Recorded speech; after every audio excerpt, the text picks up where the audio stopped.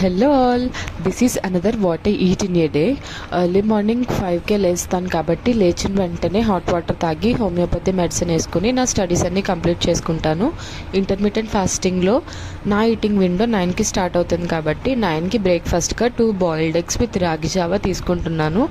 Almonds కూడా తీసుకుంటాను soak చేసినవి, కానీ నైట్ సోక్ చేయడం మర్చిపోయాను. సో నా బ్రేక్ఫాస్ట్లో 2 boiled eggs with ragi java.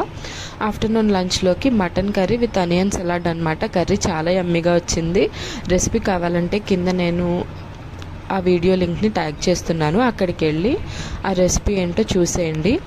Afternoon 3కి నేను ఒక స్వీట్ తిన్నాను. ఈ స్వీట్ చాలా ఇష్టం నాకు. ఇది ఏ స్వీట్ అనేది మీరు గెస్ చేసి కింద కామెంట్ సెక్షన్లో కామెంట్ చేయండి.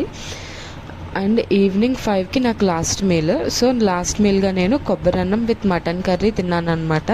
కొబ్బరన్నం కూడా చాలా బాగా వచ్చిందండి.